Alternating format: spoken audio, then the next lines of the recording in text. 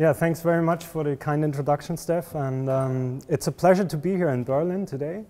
One question first, can everybody understand me or should I use the microphone? I can just sing you something, but I think it's very strange if I talk and well, it's one power of sound, nobody's understanding. It's like being on a train, you know, it's like 1930 and your train is leaving on a gun. Nobody understands things when I use the microphone, so I guess I will just talk loudly. Yeah, my name is Max, it's a pleasure to be here again, and our company is called Raven and Finch, and what we do is called sound experience design.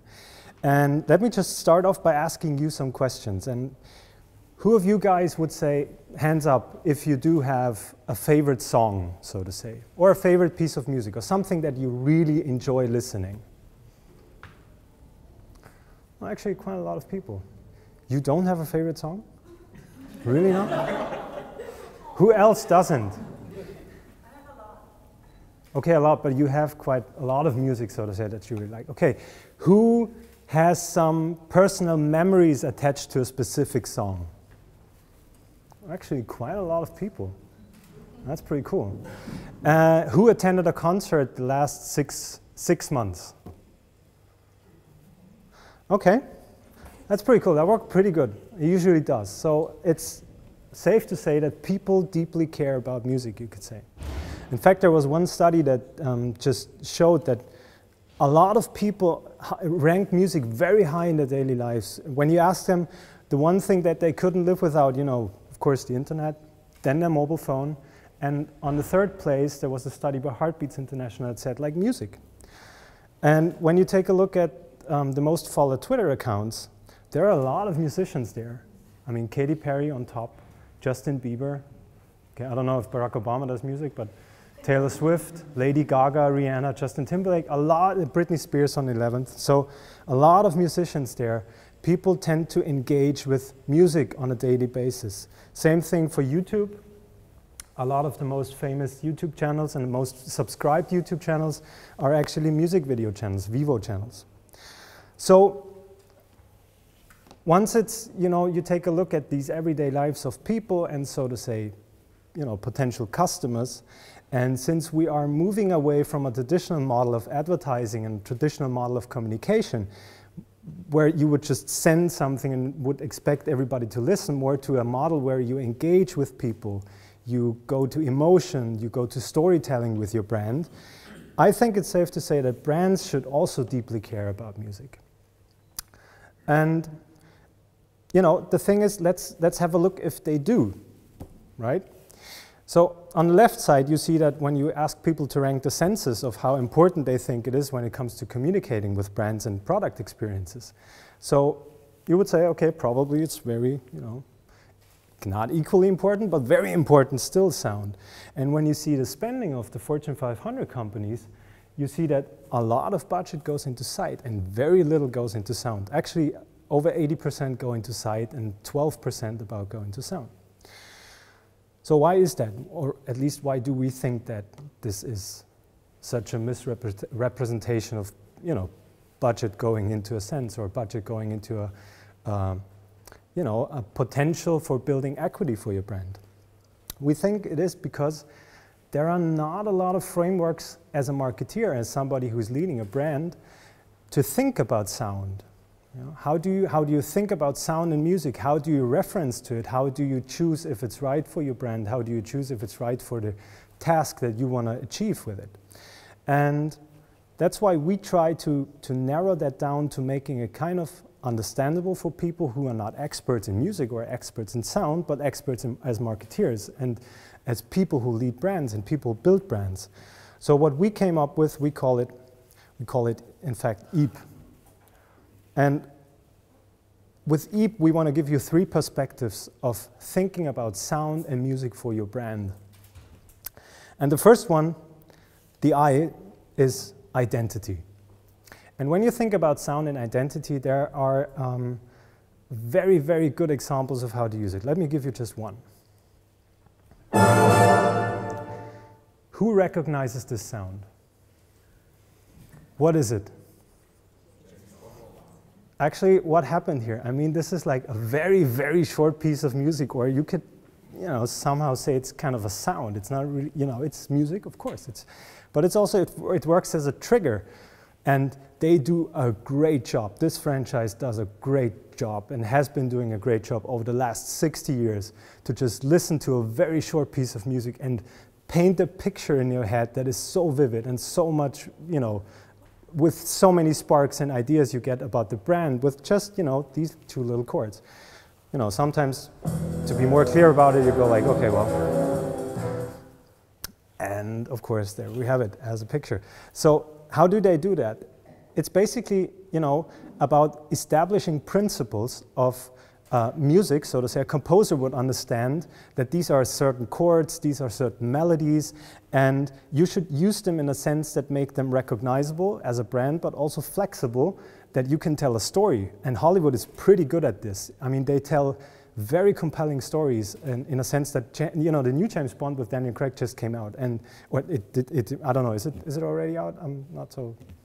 The new one, nobody knows. Okay, so let's stick to Skyfall there, and they tell very compelling stories, and you usually when you watch a James Bond movie, it's not that you think, well, this is not really fresh, this is not something that would just happen in nowadays or stuff like that. You would just more feel kind of the energy and the elegance and, you know, the action that you have with all this character. So you tell a story, but you always make sure that people understand who you are as a brand.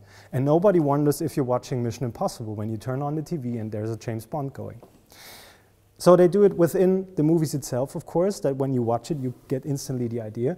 But they also know very, very well how to, you know, do the link to the music market. And one of the most brilliant examples of using kind of this franchise music DNA of James Bond within a song is probably this.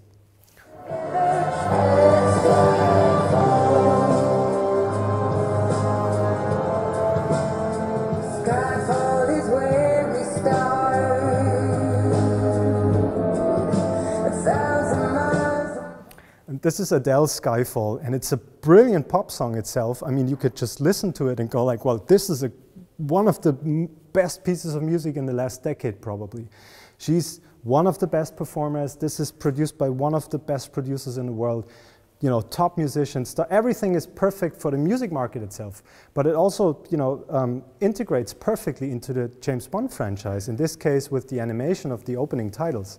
So this is, so to say, 100% artist brand affinity. When you try to find somebody who is just, you know, there and creates reach as an artist within the music market, but also, you know, integrates perfectly with a brand like James Bond. So, and talking about brands, the thing is, I mean, in Germany it's pretty big, so football. Who's a football fan? Quite a lot of people, so you probably remember this song, right?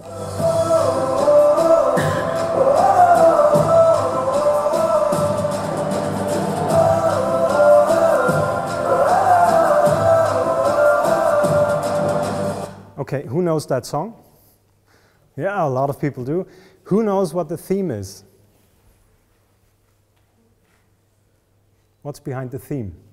Does anybody know? Okay, I show you guys. Oh.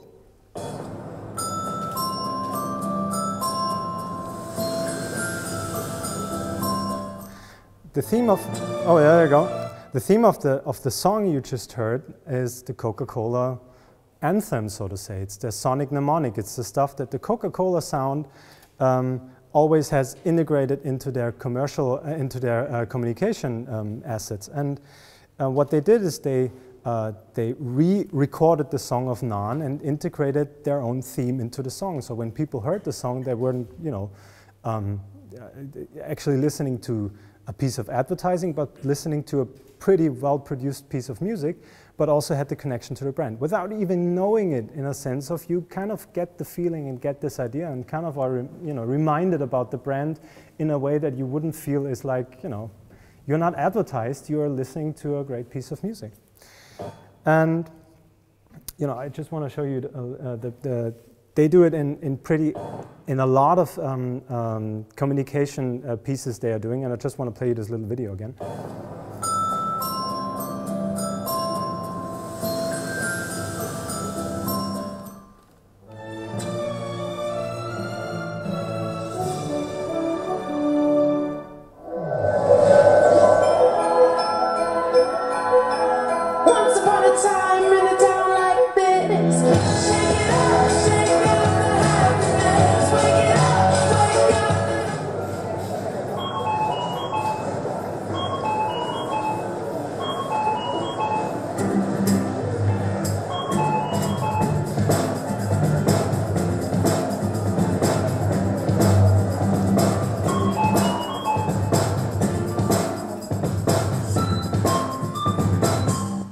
Okay, and this is what they call the perfect anthem. It just translates the idea of this open happiness into music, and it's, you know, beautifully grafted in this sense. And these sound identifiers, so to say, or sonic mnemonics or sound logos or whatever you want to call them, they come in so many different versions and varieties that you don't necessarily, you know, experience them all the time as sounds, but just, you know, a lot of times it's just a function, so to say. But when you think about that, you're not booting up a computer, you're booting up a Mac. And this is something that you are very used to on a daily basis, probably with people that use a Mac, but you don't think of it as, you know, it's not a piece of sound that you're engaging, you're just doing something, and this is perfectly attached, created piece of music that creates a lot of equity for the brand. So the first of the EAP principle or the EAP model is like building an identity with music and sound, and it can help, music and sound can help your brand make yourself identifiable to your customers. And above that, just by that it's already, you know, kind of very obvious now, why is this important in nowadays, so that media is changing so much? Think about when people are engaging with a second screen.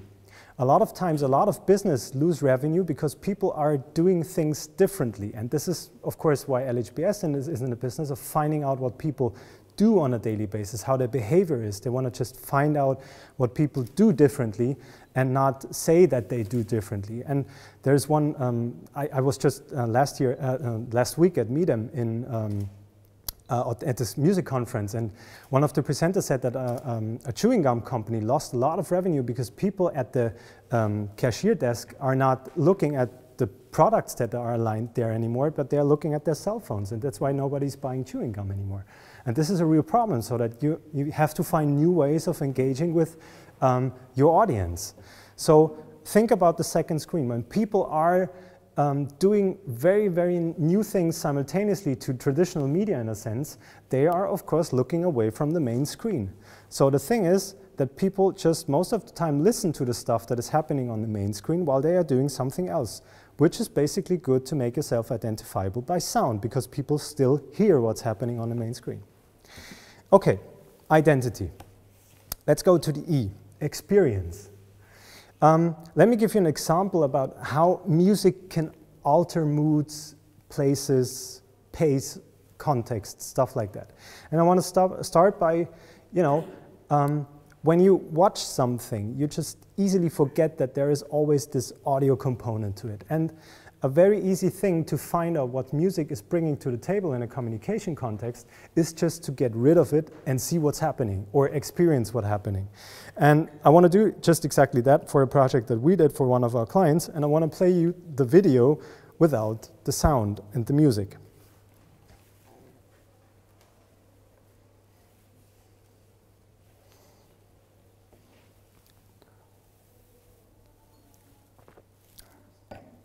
Right? It's very kind of a little awkward sitting in a room just watching a video without the sound.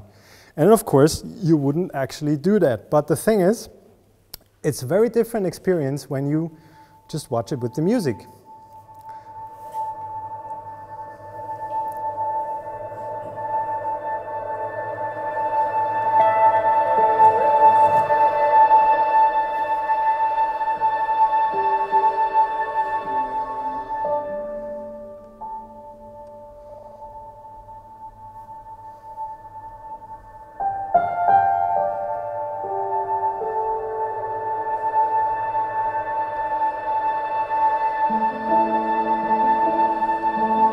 Okay, so you get the picture. Actually, the picture tends to get faster.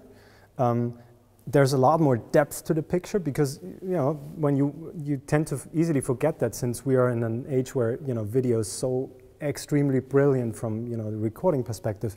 But the thing is, it lacks a depth, of course, because it's flat, basically. But the thing is, with sound and music, you create a virtual depthness to the picture that just is so much more vivid when it's, of course, in this combination between audio and video in this case. So when music and sound is changing context so much, it's a very good example is the following. When you travel a lot with British Airways, you probably know this song.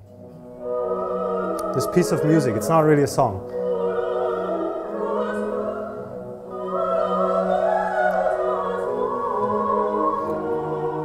Okay, so it's kind of, it's very cloudy. It kind of says, we are elegant, we're there for decades, we are, you know, it's flying, this is just, everything is totally perfect. And this is the flower duet from the LHBS. And they adapted it for a long time and just made different pieces of music to use in the different channels they have as a brand. And what we found was they kind of had a change in music and which pieces of music they used. And let's see if somebody finds out what in this advertising a piece of music is used. All my bags are packed, I'm ready to go. I'm standing here outside your door. I hate to wake you up to say goodbye. We believe your holiday should start before you arrive. Who recognizes this song? Leaving on a jet plane, don't know when I'll be back again. You decide for yourself if this is the right message that you want to have shortly before takeoff, that you don't know when you are back again. You know, this song is composed by somebody who died in a plane crash. And for people who know that, of course, this is a context. I don't know if you want to really have that. So you decide for yourself if this is the right message. I don't know if this is accidental, if this happened, or if it really created this impact, but the thing is, you know, it changed back pretty quickly, so to the old piece of the LHBS. A good thing also to take a look at is a phenomenon that just arose, I think, a couple of years ago on the internet, is what music can do for your storytelling, also within a brand, is these things called trailer swaps. Is somebody familiar with the trailer swaps? It's stuff like where you recut trailers and put different music under the pictures to tell a completely different story. And one of the most hilarious examples of telling a very different story is this one. Who knows the movie? It's the movie Shining, right? And now listen to Shining as a romantic comedy. Meet Jack Torrance. I'm outlining a new writing project. He's a writer looking for inspiration. Lots of ideas. No good ones. Meet Danny. He's a kid looking for a dad. There's hardly anybody to play with around here. What's that? Jack just can't finish his book. I don't want to sound melodramatic, but there's no way to make it economically feasible. Here's to 5 miserable months. But now, sometimes what we need the most is just around the corner.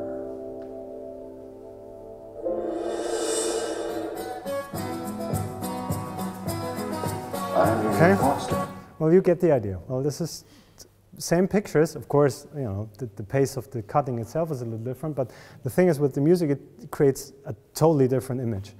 And to give you a brilliant example of that it doesn't have to be always like really composed and really dance music and stuff like that, this is one of these ads that came out, I don't know, they came out two or 3 years ago for a whiskey brand that just was actually recorded and done in New York, but created the most Irish whiskey commercial that you could probably create. And a lot of the experience comes from music, and I want to play it actually. All the money that I have, Told you it was gonna rain. I've spent it in good company. It's better to pass into that other world with full passion and glory than to fade and wither dismally with age. And all the harm Nice, good. that I've done, alas, it was to none but me. But since it has so ought to be, a time to rise and a time to fall, come fill to me the parting glass.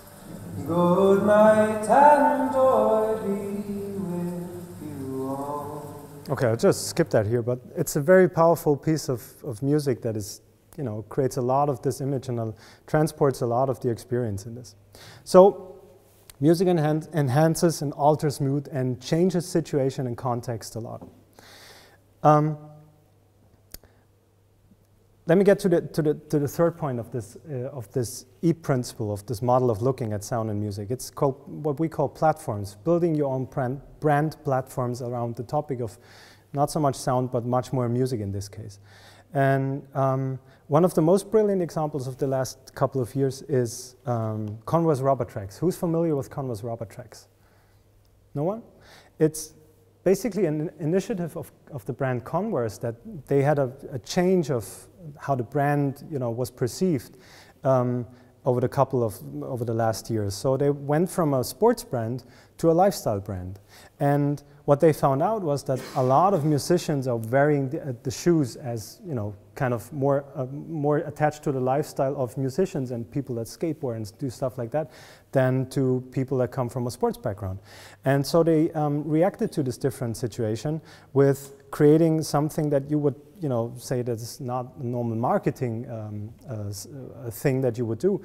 They created a recording studio and gave away this recording studio to musicians that applied for a recording session for free. Actually, they said, well, okay, you can use it, because they found out a lot of musicians are talking about, I don't get a record deal because I don't have a good sounding demo, but to get a good sounding demo I need a record deal, or get a good sounding recording I need a record. So it was kind of this vicious circle there.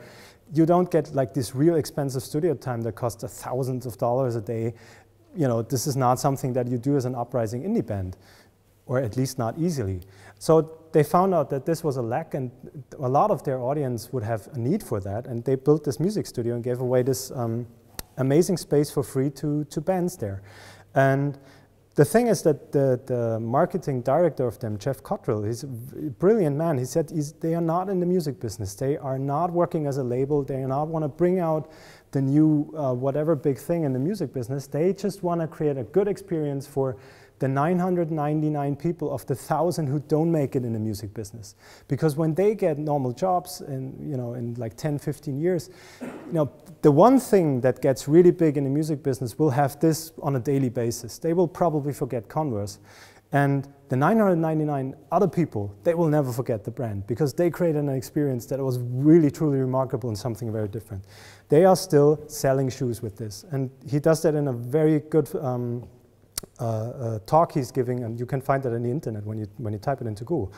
And recently at the Medium, they presented, so to say, an add-on to the initiative of Rubber Tracks, where they called it Rubber Tracks Sample Library. They found out, on top of what they are doing with the recording studio, a lot of musicians have a lack of an easy, cleared, very good quality library, which is everybody familiar with the word library, music library? For everybody who isn't, a music library is something that you use as a musician on a laptop to create new music. And there are a lot of rights involved into music libraries. You have to buy them. You have to make sure that you can use a sample. If you can't just use a sample from a different artist without asking them if you're allowed to, and stuff like that. So they found out, well, a lot of artists lack the ability of creating new music with a high quality library that is actually easy to use from a legal perspective and has unique sounds that are beautifully crafted. So they created this specific add-on to the initiative and created about 40% additional reach with just, so to say, creating a music library, which is pretty good. I want to just show you a little video of that.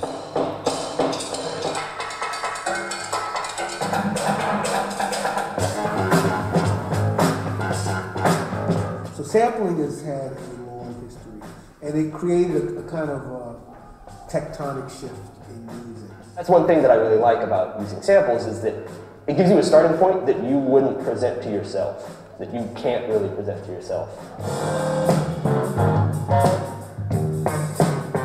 Converse Rubber Tracks is a community recording studio where we record pretty much a new artist every single day for free. Now, with this new online sample library, we're able to bring that concept to everyone all around the world with an incredible collection of high-quality samples recorded at Rubber Tracks, completely free for anyone to use in their productions.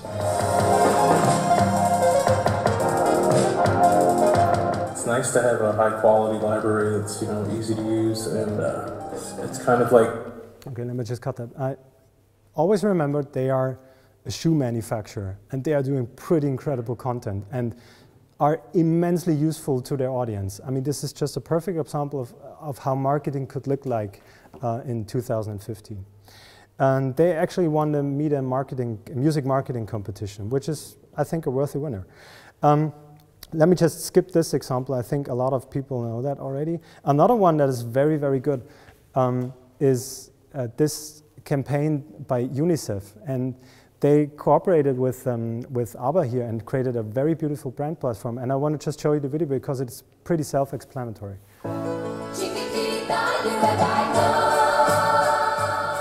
Back in 1979, ABBA donated their royalties for the song Chiquitita to UNICEF. Since then, the song has raised $4 million to children in need. Our mission, together with ABBA the Museum and UNICEF Sweden, was to highlight this and make the song hit the charts once again. Thanks to YouTube and Spotify, people can now give just by listening. So we created the concept, Press Play to Give. In order to reach even more listeners, ABBA the Museum invited the Swedish artist Lale to make her interpretation of the song.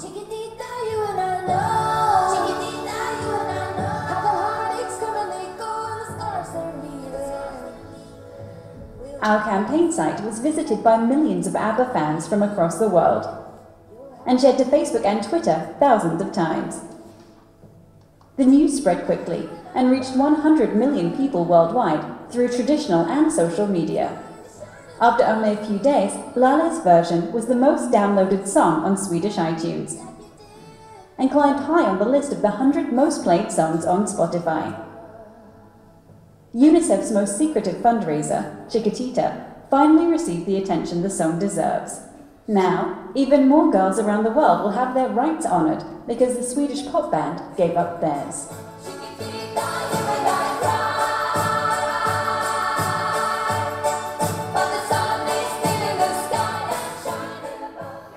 Okay, that's a very beautiful example of how you can use music and all the mechanics that are within the music market to create a very beautiful brand platform. I was talking a lot about music, you know, and we are a music and sound experience design company, and there are a lot of things that are happening right now that would, you know, turn brands into engaging with audiences, new audiences, beyond music. At least we call that beyond music. And who's familiar with this podcast, 99% Invisible? No one?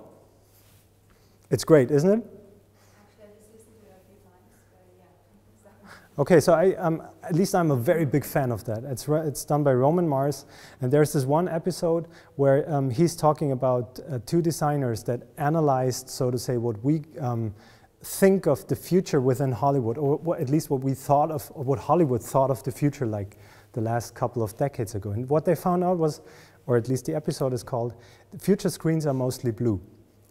And when you think about that, from a design perspective, a lot of the things that don't actually exist now, at least a lot of the things that Hollywood imagined a couple of decades ago exist now in a way. And a lot of the design, so to say, metaphors that were created by movies are happening in real life right now. And when you think about that stuff, there's one movie that just creates an utopia for communicating with devices with sound, which is this movie. Who's seen Her by Spike Jonze? Quite a lot of people saw that. Okay, quite a lot of people, I think 4 saw it. So the movie says, the movie plays, Joaquin Phoenix plays the role of somebody who falls in love with the OS, with a little device that he carries around in his pocket. And okay, the OS has a little advantage. It has the voice of Scarlett Johansson. And she's speaking to him in a very natural way. And of course, this is not possible from a technology standpoint today, because we are, you know, used to communicating with Siri and just repeating over and over again what we want Siri to do. And a lot of time it's working very, very good, and it's kind of, it reached a point where you really interact with your machine. But of course, this movie creates a totally different picture of how it could be to interact with machines. And the thing is that we are starting now to build devices that solely exist on sound. For example, Microsoft created a device for replacing, or not replacing, for giving people access to a blind guiding dog that couldn't afford one, because it's actually very expensive to have a guiding dog. It costs about $80,000 to have a dog like that. And Microsoft created a device that used binaural audio to give you a sense of direction for people that are blind, which is, and it's a lot cheaper than, you know, investing $80,000. So brands tend to get into new realms and new spaces of where there's only audio. So it's actually a very good thing to think about when you have a brand, when you build a brand. How do we make sure that people understand who they are talking to when there is no visual aspect of our brand? And another very, very cool example, this is a Kickstarter campaign. It's by Doppler Labs, and it's called Hear Active Listening. It's a device that you put in your ears, and they call it personalized live audio. You could just easily tune into a room and decide what things you want to enhance from the sound, if you want to put a reverb on a room, if you want to filter out specific sounds. Think about the blocking headphones you have on an airplane.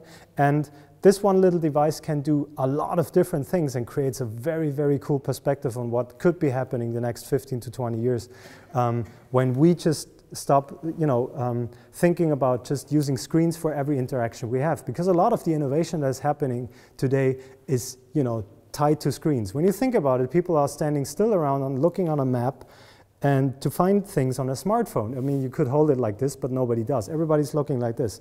And there are a lot of contexts where it would make much more sense to have like a little device that just gives you an idea where you're going and if you're on the right track. And you are able to do a lot of the things better simultaneously than you would be looking at a map. So there are a lot of new ways that brands interact with their audience in the future, and a lot of them will happen just when you think about the wearable movement that's happening right now. There's a part of the wearables that are called hearables. These devices are a small part of the hearables development that is happening right now. It's pretty exciting what's happening there, and it's also pretty exciting from a brand and communication standpoint.